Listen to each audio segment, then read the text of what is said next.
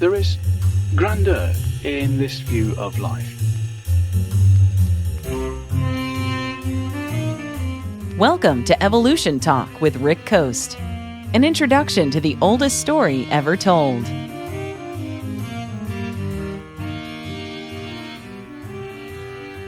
In the years following his return from his voyage on the Beagle, Charles settled into life as a naturalist. On all fronts, both personal and professional, things were looking up for Charles.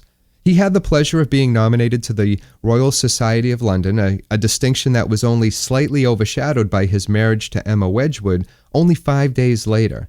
You can't ask for a much better week. The young couple didn't waste much time in starting a family either.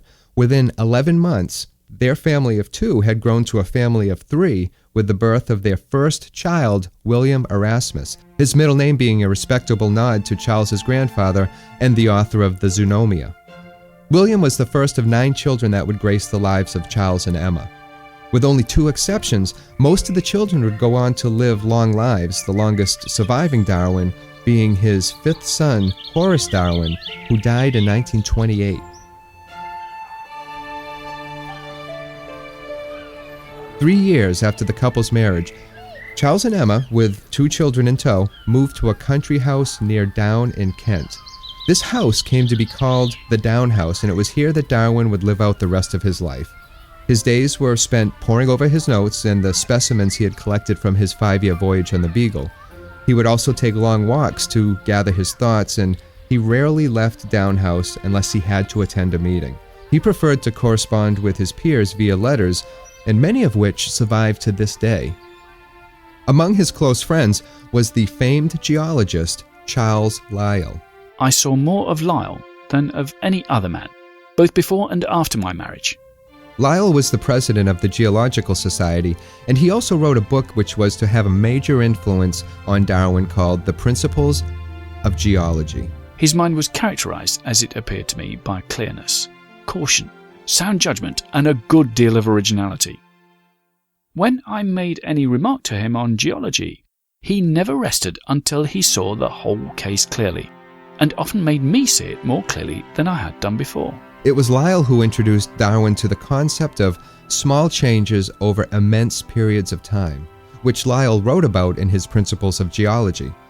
Although the concept was geologically focused, Darwin began to apply it to biology.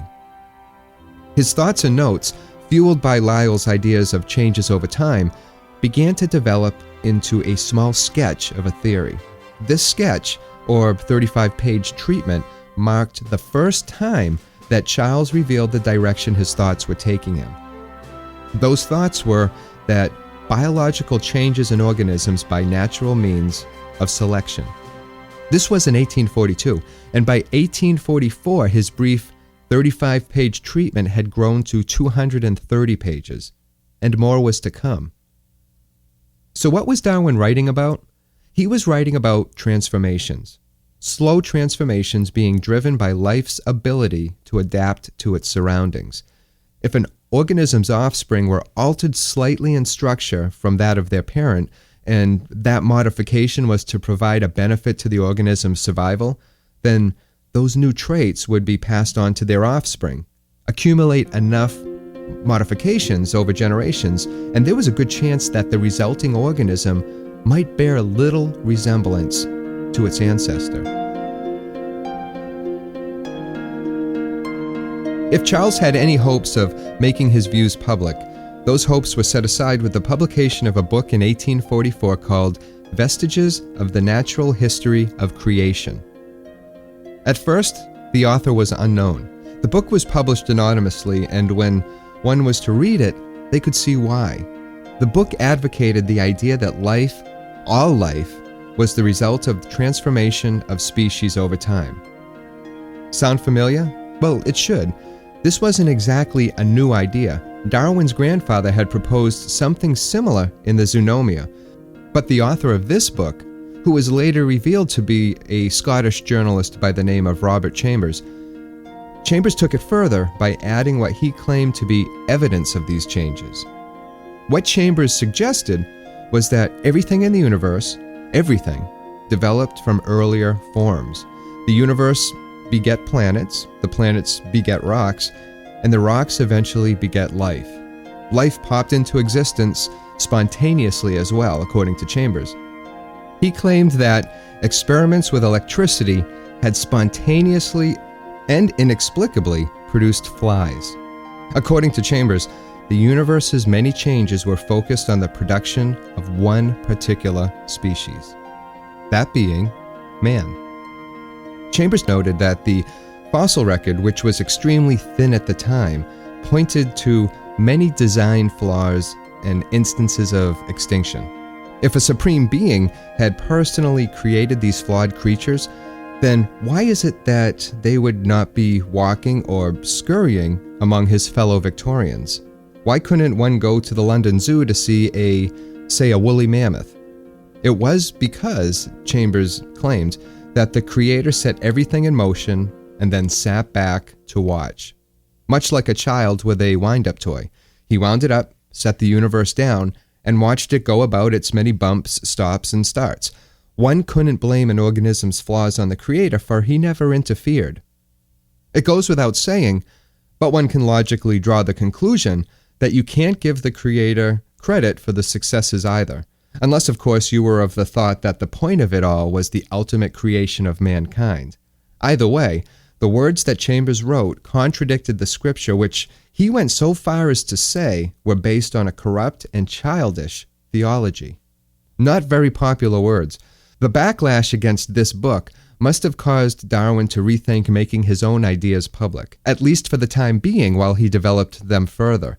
What he was missing was a mechanism for the changes he felt were obvious and evidential. So, for the next few years, he would turn his attention to barnacles.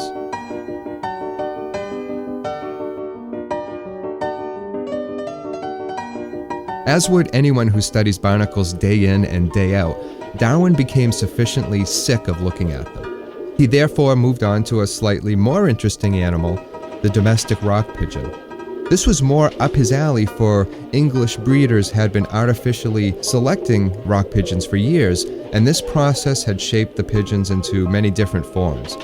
Darwin wondered, if man could do this to a species of bird in only a few short years, imagine what nature could do in millions or even billions of years. The resulting species would be virtually unrecognizable from the original after a span of time, such as millions or billions of years. Darwin dove into his study of pigeons much like he had with his barnacles, exhaustively. He consulted with breeders and he even bred his own, becoming somewhat of an expert. If he had decided to turn his back on his theory about evolution and decided instead to raise pigeons, he could have easily done so. Lucky for us, he didn't, but one has to wonder if his desire to fully immerse himself in his work wasn't a sort of coping mechanism for some of life's tragedies. In 1848, his father passed away, and 2 years after that, in 1850, tragedy struck again in a most appalling way. His daughter Annie lost her battle with consumption, a popular term at the time for tuberculosis. Her loss was one that he never fully recovered from. Annie was only 10 years old and was, it has been said, Darwin's favorite child. Whether or not this is true is beside the point. What can be said is that it is around this time that Darwin's own health began to suffer from chronic stomach problems. This would afflict him for pretty much the rest of his life, and it may be attributed to anxiety, not only due to the personal tragedy of losing one's child, but also, one could say in no small part, to the secrets of nature that he was uncovering. He knew how unpopular his developing theory was going to be. He was having trouble with it himself. As if pigeons weren't enough to keep him glued to his studies, he also brought plants into the fold. One thing that had troubled him with the vast variety of island plant species he saw in the Galapagos was how they managed to spread from island to island.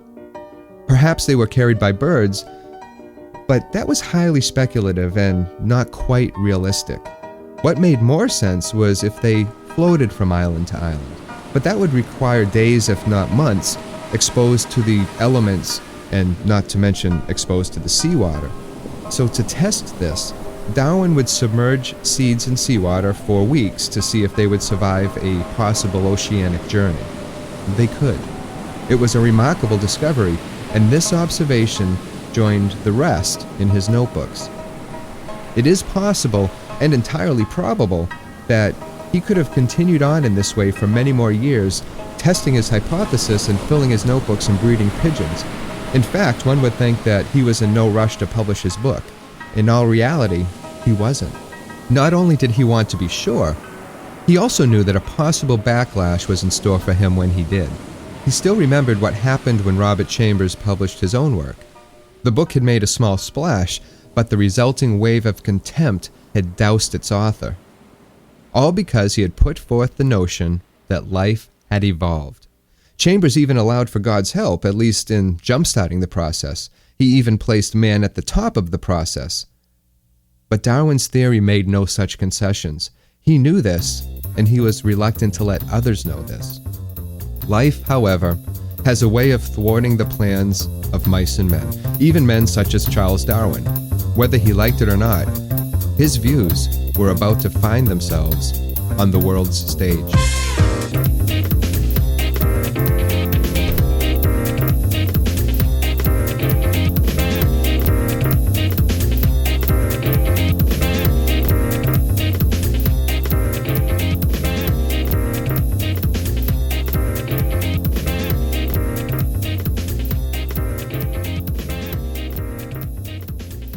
Evolution Talk is a Rick Coast production.